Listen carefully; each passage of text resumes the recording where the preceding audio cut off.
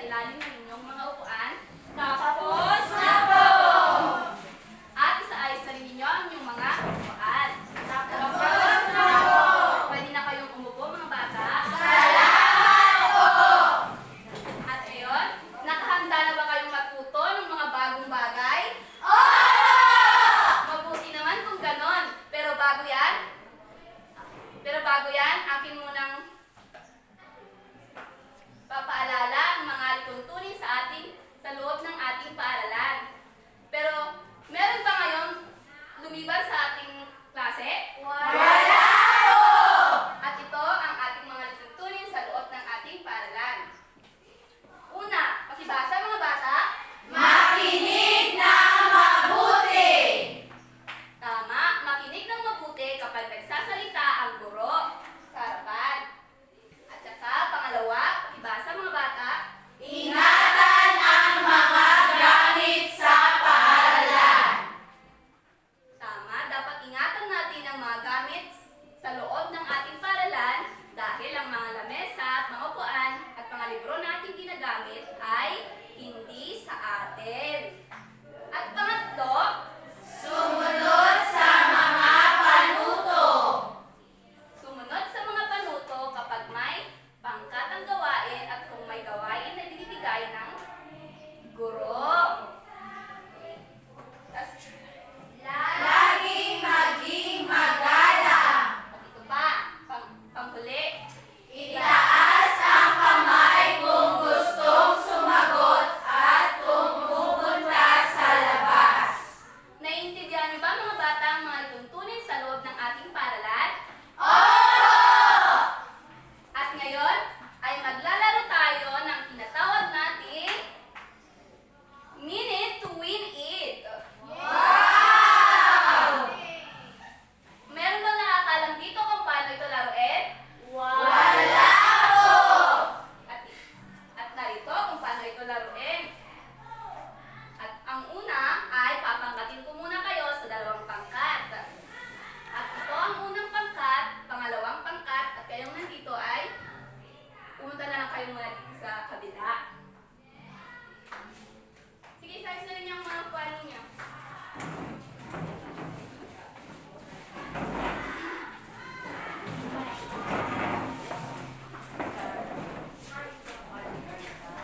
At ang pangalawang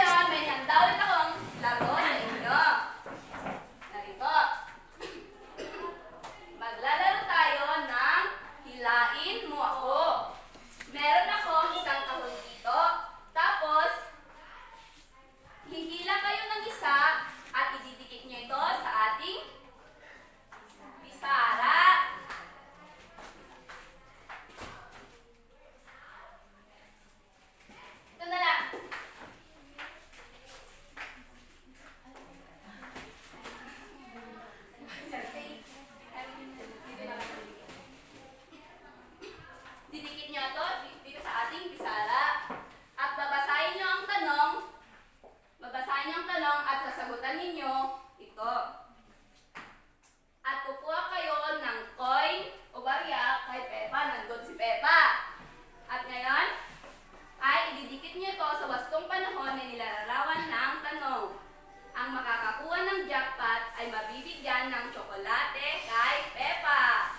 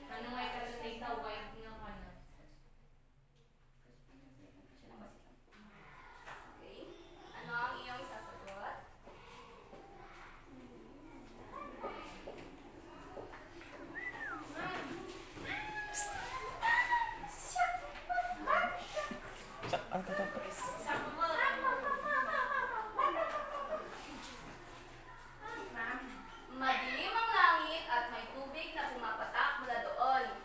Tignan nga natin kung tama kanyang sinagot.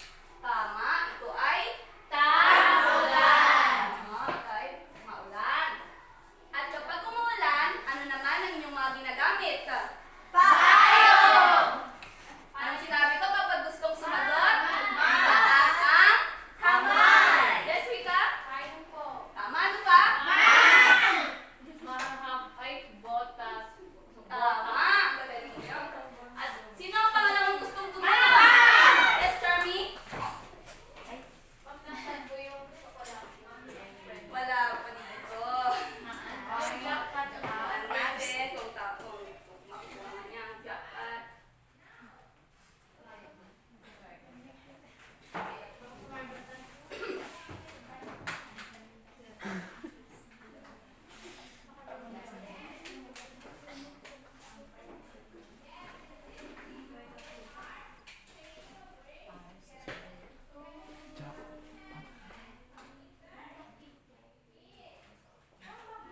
Pakibasa nga, Charmy.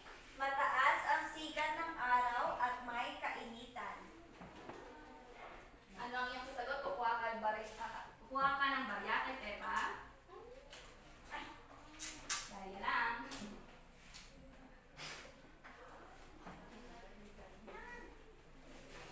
Tignan natin kung tama ang iyong sinagot. Mataas ang sikat ng araw at may kainitan. Tama ang kanyang sinagot. Ang kanyang sinagot ay tama. At kapag mainit naman ang panahon, ano ang inyong mga dinadala? Tubig po, ma'am. Tama. Ano pa? Yes, Bradalit? Ang payong po. Tama, payong. At ngayon, sino ang susunod na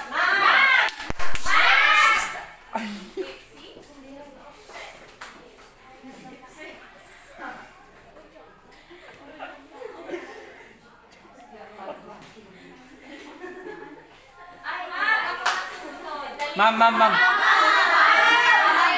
sa imot, tumakinig. Opo. Malakas ang hangin at may kasama Ma'am, pwede pong lalaki din po. Malaki daw, ma. Ma'am, lalaki din po. Manahimik kapag nagsasagot ang ating mga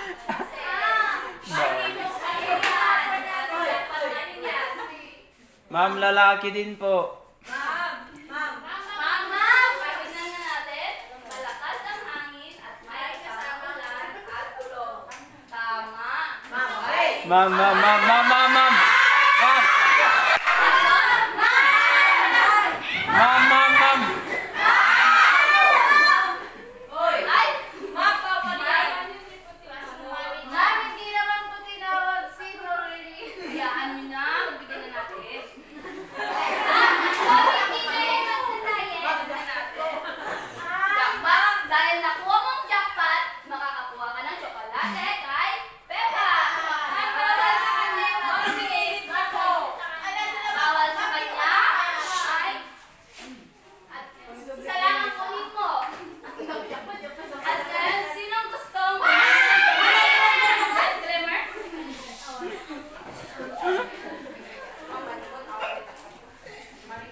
Palu.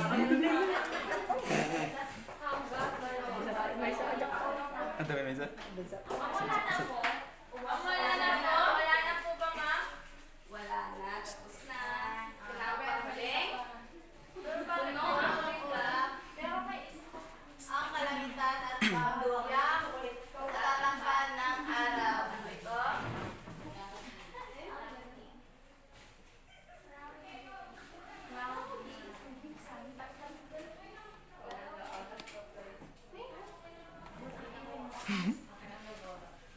Tama, ang kanyang sinagot. Ito ay maulap.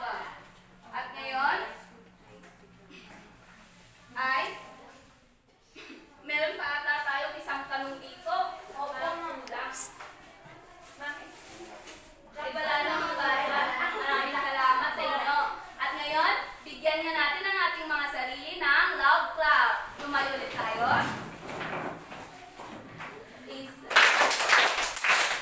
Isa, dalawa, tatlo. Oy! Oy! Oy! Gagalingin niyo mga bata. At ngayon ay mapapansin natin ang ating mga sinagot ay patungkol ito sa mga panahon. Patungkol sa mga uri at ng panahon. Pero bago yan, may handa akong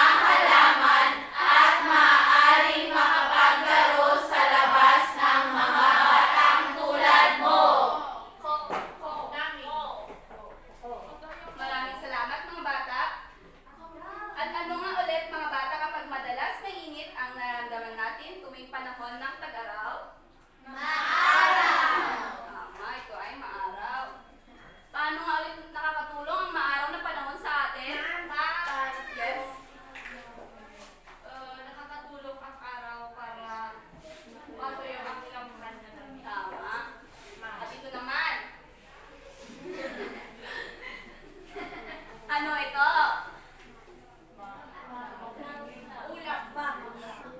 Yes, Charmy? Maulap po. Tama, magaling, Charmy. At kapag maulap. Pakibasa nga mga bata. Sorry. Pakibasa nga mga bata.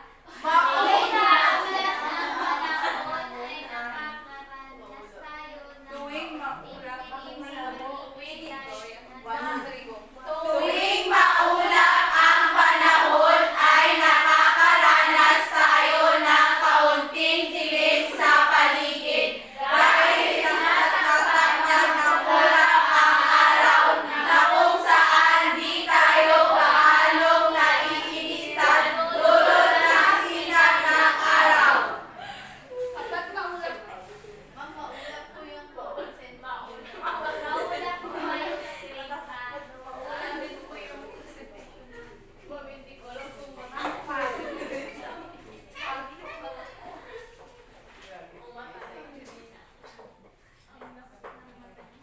Ano naman?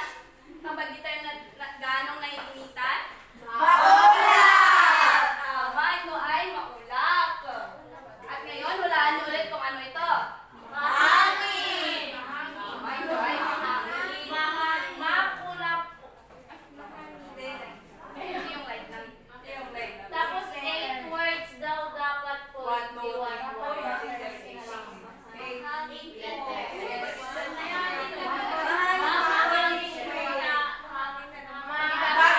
Madalas ay malamig din ang nararamdaman natin kapag mahangin ang panahon. Katulad kapag maulan, maaaring may matumbang puno o lumipad na tubo kapag sobrang lakas ng hangin. Maaari ka rin magpalipad ng saranggola tuwing mahangin ang panahon. Mangkulang po kami sa pagkain ng kalabasa. Sa next, dapat kamihan niyo ang pagkain niyo ng kalabasa.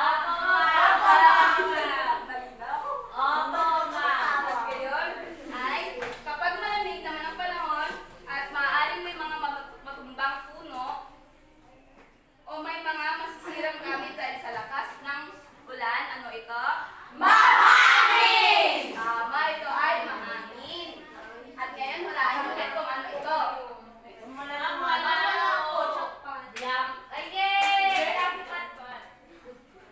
Jackpot po yun.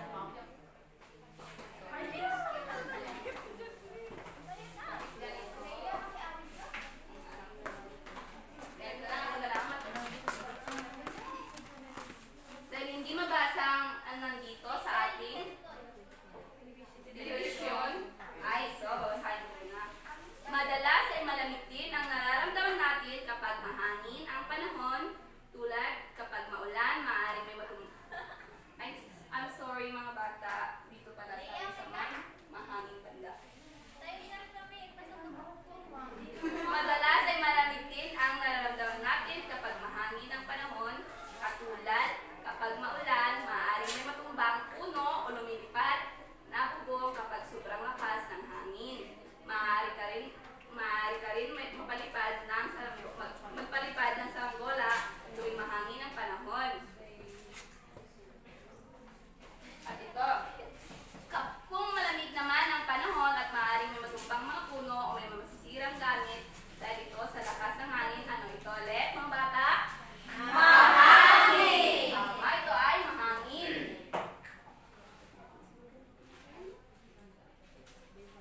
Bigyan nyo na lang po kami ng Ito, bibigyan ko na lang kayo ng clue. May mga bata na lumalakad sa kalsada at umulan. Nag-ulan. Ito ay maulan. Ibasa ulit mga bata. Ito. Yan. Madalas ay malamig ang nararamdaman natin tuwing panahon ng tag-ulan. Nakakatulong ang panahong ito upang madiligan ang mga halaman na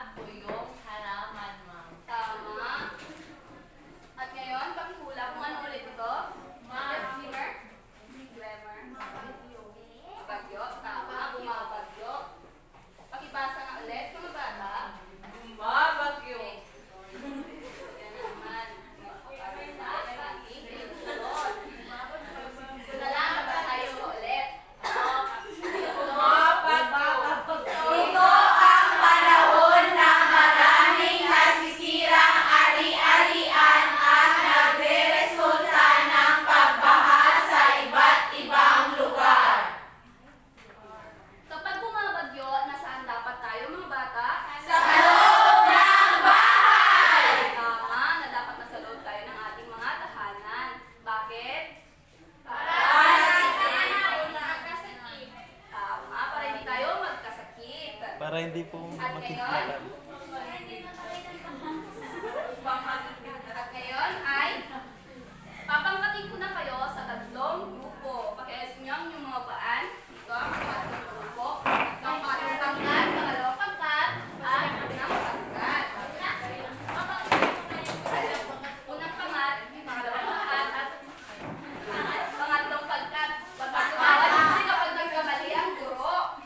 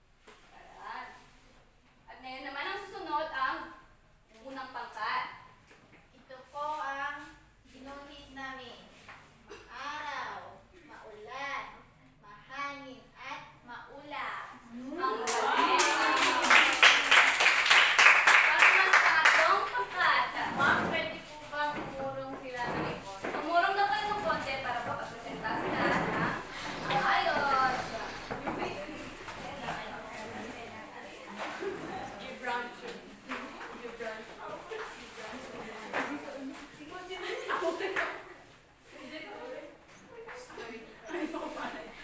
Ano ito? Action. Gimetto trees. Ay, mga anak, rin na kayo. Bumabagyo na. Opo!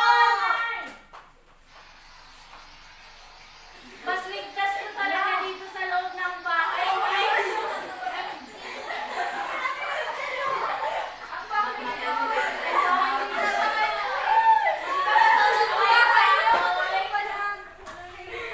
Mapakagaling ko, please.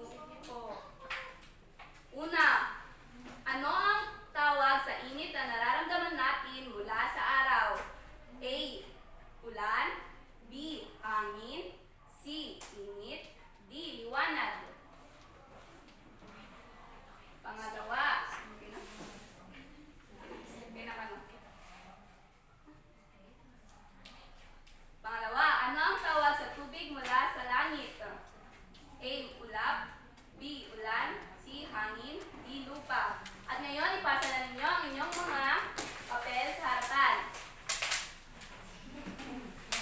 At ito ang inyong takdang-aralin.